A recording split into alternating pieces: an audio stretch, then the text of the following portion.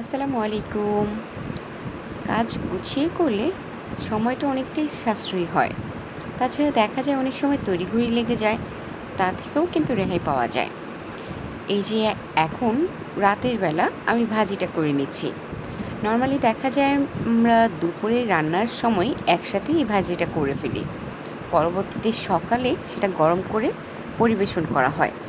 এবং আমার বাসায় যেহেতু এখন সদস্য সংখ্যা অনেক ৮ থেকে ১০ জন অলমোস্ট আছে বাসায়।